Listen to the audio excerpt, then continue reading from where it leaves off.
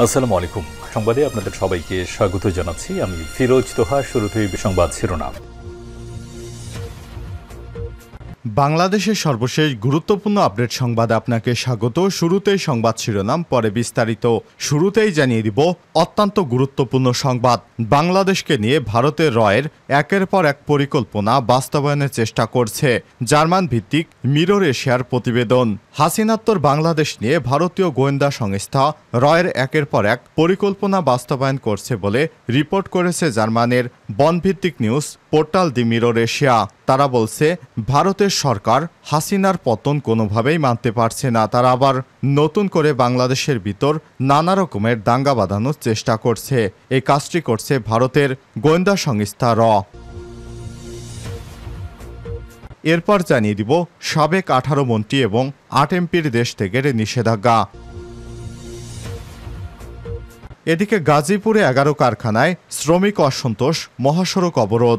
গাজীপুরের কালিয়াকৈর উপজেলার চন্দ্রাপল্লী বিদ্যুৎ সদর উপজেলার বিকেবাড়ি সহ বিভিন্ন এলাকায় চাকুরি স্থায়ীকরণ, শ্রমিক ছাঁটাই বন্ধ, মজুরি বাড়ানো সহ বিভিন্ন দাবিতে অন্তত 11টি কারখানায় শ্রমিক অসন্তোষ দেখা দিয়েছে। এ সময় কয়েকটি কারখানায় শ্রমিকেরা মহাসড়কে অবস্থান নিয়ে সড়ক অবরোধ করে রাখেন। এতে দীর্ঘ যানজটে পড়েন সাধারণ যাত্রীরা। এদিকে শারজিল শাসনাত সহ 6 ছাত্রনেতার উপর ভারতের ভিসা নিষেধাজ্ঞার খবরটি ভুয়া। বৈষম্যবিরোধী ছাত্র আন্দোলনের অন্যতম সমন্বয়ক হাসনাত আবদুল্লাহ এবং শারজিল আলম সহ 6 ছাত্রনেতার উপর ভারত ভিসা নিষেধাজ্ঞা দিয়েছে, এমন সংবাদ প্রচার করেছে বিভিন্ন সংবাদ মাধ্যম। তবে জানা গেছে খবরটি ভুয়া। এদিকে চিকিৎসকদের উপর হামলায় সঞ্জয় পাল নামে একজন গ্রেপ্তার। ঢাকা মেডিকেল কলেজ ঢামেক হাসপাতালে চিকিৎসকদের উপর হামলার ঘটনায় সঞ্জয় পাল নামে একজনকে গ্রেপ্তার করেছে পুলিশ। সোমবার 2 সেপ্টেম্বর গাইবান্ধা জেলা থেকে তাকে গ্রেপ্তার করা হয়েছে। জানা গেছে, ঢাকা মেডিকেল হাসপাতালে হামলায় জড়িত থাকা সঞ্জয় পালকে গ্রেপ্তার করা হয়েছে। বিষয়টি আমলে নিয়ে একটি মামলা দায়ের করা হয়েছে। এবং সর্বশেষ জানিয়ে দিব, সেপ্টেম্বরেও বন্যা নিয়ে দুঃসংবাদ দিল আবহাওয়া অফিস। থাকবে তাপপ্রবাহ। বন্যা যেন কোনোভাবেই বাংলাদেশকে ছাড়ছে না। বন্যা থেকে যেন মুক্তি মিলছে না বাংলাদেশিদের। চলতি বছরের জুন থেকে শুরু হয় বন্যা। আগস্টেও তা ভয়াবহ রূপ নেয়। নতুন মাস সেপ্টেম্বরেও দেশের কিছু অঞ্চলে ফের বন্যার পূর্বাভাস দিয়েছে আবহাওয়া অধিদপ্তর। এছাড়াও উত্তর ও মধ্য অঞ্চলে মাঝারি ধরনের বজ্রপাত হতে পারে। রোববার 1 সেপ্টেম্বর আবহাওয়া দীর্ঘমেয়াদী পূর্বাভাসে এমন তথ্য জানিয়েছে সংস্থাটি। প্রিয় দর্শক, এতক্ষণ শুনছিলেন সংবাদ শিরোনাম, এবারে বিস্তারিত। তবে তার আগে বন্ধুরা, অনুরোধ থাকবে এই সংবাদটিতে একটি লাইক দিন। এই চ্যানেলে আপনি নতুন হয়ে থাকলে আমাদের সংবাদটি দেখতে দেখতে চ্যানেলটি সাবস্ক্রাইব করে রাখুন। কমেন্ট করে আপনার মূল্যবান মতামত জানিয়ে দিন বন্ধুরা, আপনি বিশ্বের কোন দেশ থেকে বা বাংলাদেশের কোন স্থান থেকে আমাদের সংবাদটি দেখছেন এবং শুনছেন। এবারে বিস্তারিত। বাংলাদেশকে নিয়ে রয়ের একের পর এক পরিকল্পনা বাস্তবায়নের চেষ্টা করছে জার্মান ভিত্তিক মিরর এশিয়ার প্রতিবেদন প্রকাশ। হাসিনাত্তর বাংলাদেশ নিয়ে ভারতীয় গোয়েন্দা সংস্থা রয়ের একের পর এক পরিকল্পনা বাস্তবায়ন করছে বলে রিপোর্ট করেছে জার্মান ভিত্তিক news portal the Mirror Asia. পত্রিকাটির প্রতিবেদনে বলা হয়েছে, বাংলাদেশকে নিয়ে ভারতের প্রথম প্রজেক্ট 1 সেপ্টেম্বর থেকে 30 নভেম্বর পর্যন্ত সময়ের জন্য। এই প্রজেক্টের উদ্দেশ্য হল বামপন্থীদের মাধ্যমে ডক্টর ইউনূসের সরকারের উপর হেফাজত শিবির এবং হিজবুত তাহরির ভর করেছে এমন বয়ান হাজির করানো। সেই সাথে রয়ের সাথে দীর্ঘদিন যোগাযোগ রয়েছে হেফাজত ইসলামের এমন অংশদের বোঝানো যে ডক্টর ইউনূস সুদখোর, তিনি মার্কিন এজেন্ট, কোনোভাবেই ভালো মুসলিম নন। কিছুদিন গেলে এই সরকার সমকামীদের অধিকারকে স্বীকৃতি দিতে পারে। তাই এই গ্রুপকে জামাতের সাথে ধর্মভিত্তিক দলগুলোর ঐক্য না যাওয়ার জন্য নির্দেশনা দেওয়া হয়েছে। মিরর এশিয়ার প্রতিবেদনে বলা হয়েছে, বাংলা মিশন সবচেয়ে গুরুত্ব দেওয়া হচ্ছে আন্দোলনকারীদের সাথে হিজবুত তাহরির সংশ্লিষ্টতা এবং তাদের ভাবাদর্শ নিয়ে একটি ভয় সৃষ্টি করার প্রতি।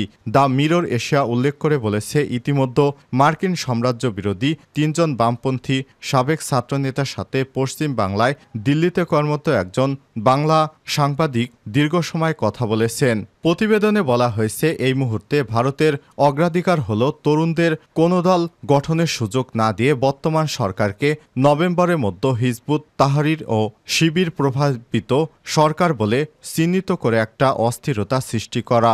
অন্যদিকে নির্বাচনের পরিবেশের কথা বলে আগামী 6 মাসের মধ্যে আওয়ামী লীগকে প্রকাশ্যে রাজনীতিতে নিয়ে আসা।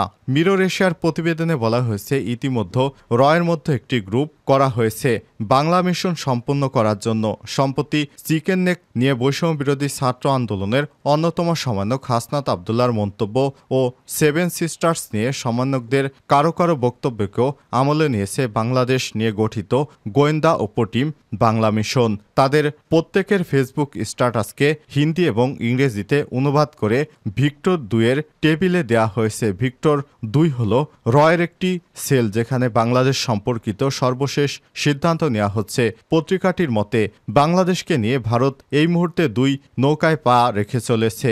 ঢাকার নতুন সরকার এবং আন্দোলনকারী শিক্ষার্থীদের গতিবিধি নজরদারি, পাশাপাশি বিএনপি এবং জাতীয় পার্টির সাথে যোগাযোগ রক্ষা করার জন্য কূটনৈতিক নির্দেশ দেওয়া হয়েছে।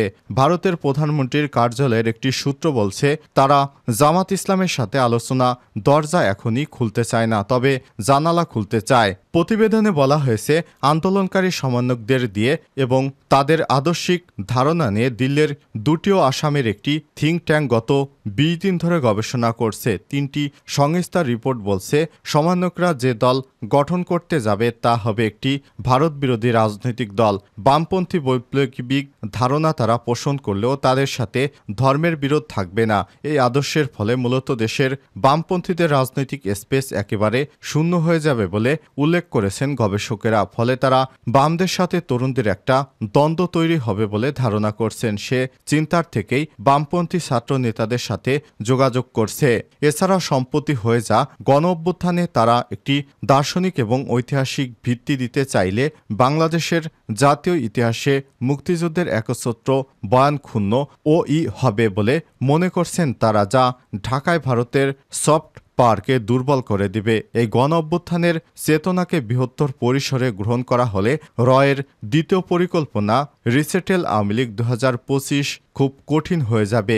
মিরর এশিয়া ভারতের পরবর্তী পরিকল্পনা কি হতে পারে তা নিয়ে গত 1 সপ্তাহ ধরে অনুসন্ধান করে দেখতে পায়, সাম্প্রতিক হাসিনাকে সাউথ দিল্লির একটি সরকারি আবাসিক স্থানে স্থানান্তরিত করা হয়েছে। তবে অন্য একটি সূত্র বলছে, হাসিনা বর্তমানে ভারতের অভ্যন্তরীণ গোয়েন্দা সংস্থা ইন্টেলিজেন্স ব্যুরো আইইবি সুরক্ষিত একটি ভবনে থাকছেন। অতি সম্প্রতি ভারতের ডজনখানেক হাই প্রোফাইল মিটিং হয়েছে তার সাথে। ভারতের জাতীয় নিরাপত্তা উপদেষ্টা রয়ের প্রধান নিজে শেখ হাসিনার দেখভাল করছেন এবং তার সাথে প্রায় বৈঠক করছেন বলে প্রতিবেদনে উল্লেখ করা হয়েছে। রিপোর্টে আরও বলা হয়েছে, শেখ হাসিনার মনোবল ফিরে আনার জন্য তার সাথে সবসময় তার মেয়ে সাক্ষাৎ করছেন, নিয়মিত যোগাযোগ করছে শেখ হাসিনাও তার সঙ্গে। হাসিনার নতুন বাসভবনে নিরাপত্তা ব্যবস্থা এবং তার ব্যক্তিগত কর্মকর্তা নিয়োগ দেখে দিল্লিতে কর্মরত এক বাঙালি সাংবাদিক দ্য মিরর এশিয়াকে বলেছে, হাসিনা দিল্লিতে দীর্ঘ সময়ের জন্য থাকবেন। সাবেক 18 মন্ত্রী এবং 8 সংসদ সদস্যের দেশ থেকে নিষেধাজ্ঞা দিয়েছে আদালত। সোমবার 2 সেপ্টেম্বর ঢাকা মহানগর দায়রা জজ মোহাম্মদ শামস জগলুল হোসেনের আদালত দুদকের পৃথক 2 আবেদনের পরিপ্রেক্ষিতে এ আদেশ দেন। দুদকের কোর্ট ইন্সপেক্টর আমির হোসেন সব তথ্য জানিয়েছেন।